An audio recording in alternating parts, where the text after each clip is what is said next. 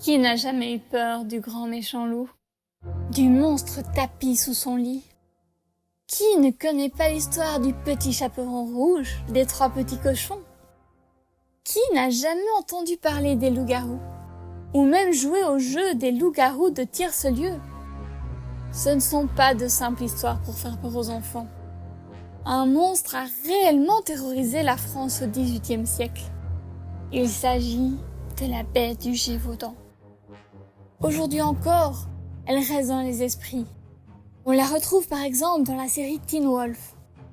Cependant, le mystère sur la nature de cette bête est encore à élucider.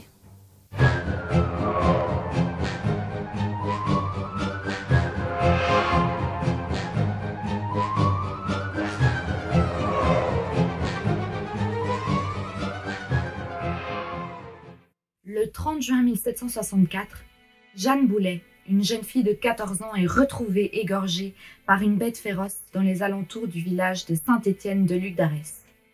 Mais cette bête n'en est pas restée là.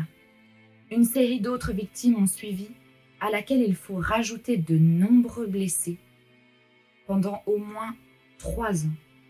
Il est difficile de connaître le nombre exact de morts, car certaines personnes ont succombé à leurs blessures pendant les jours qui suivent leur attaque. Selon les sources, il varie entre 80 et 160 victimes. Mais à quoi peut bien ressembler cette bête sanguinaire qui terrifie toute la région? Les témoignages s'accordent pour dire que la bête est d'une taille supérieure que le loup, la tête plus grosse et le museau pointu, le tour des oreilles rougeâtres, une raie noire depuis le cou jusqu'à la queue et le poil semblable à celui du loup. De nombreux chasseurs ont tenté de venir à bout de la bête, mais en vain. En effet, l'environnement montagneux et le climat défavorable ont rendu la chasse difficile. Après des traques intenses, le 20 septembre 1765, le porte-arquebusier du roi, François-Antoine, a porté le coup fatal à la bête. Mais alors que tout le monde pensait en avoir fini avec l'animal mangeur d'hommes, elle est réapparue 7 semaines plus tard, faisant une nouvelle victime. Ce n'est que le 26 juin 1767 qu'on est définitivement venu à bout de la bête. Le héros n'est autre que Jean Chastel, un simple villageois de la région. Plusieurs théories ont tenté d'expliquer la nature de la bête, mais sans succès. Pour de nombreux spécialistes, la bête ne serait rien d'autre qu'un simple loup. Certains pensent même à plusieurs animaux. La bête a également été rapprochée par son physique d'une hyène. À l'époque, les animaux exotiques sont très à la mode auprès des nobles. Il n'est donc pas impossible qu'un animal échappé d'une de ces ménageries soit à l'origine de toutes ces attaques. Certains envisagent même la possibilité que ce soit un ours. Une autre théorie de l'époque raconte que la bête aurait été contrôlée par un homme. Les soupçons se sont portés sur Jean Chastel. Chaque époque a besoin de son bouc émissaire. Et il se trouve que les Chastel ont le profil parfait. Le père a des relations avec les protestants et la mère est considérée comme une sorcière. De quoi facilement accuser Chastel. Certaines personnes ont émis l'hypothèse que la bête qui ravageait le Gévaudan ne pouvait être qu'un loup-garou.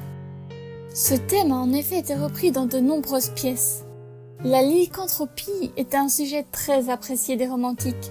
Mais à l'époque, le terme désigne un homme qui se prend pour un loup et non un homme qui se transforme en loup. Le 31 décembre 1764, l'évêque de Mende publie un mandement dans lequel il livre sa propre théorie. Il affirme que l'arrivée de cette bête féroce vient couronner une série de fléaux envoyés par Dieu pour rappeler les fidèles à un meilleur respect des principes du christianisme. La seule manière de se débarrasser de la bête sera d'attendre le retour de la miséricorde divine. Ces théories dont nous venons de parler sont intéressantes, mais il y a une possibilité qui n'a jamais été évoquée. Et si Jean Chastel avait bel et bien contrôlé la bête?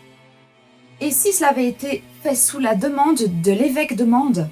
En effet, celle à qui ce crime profite le plus est bel et bien l'Église.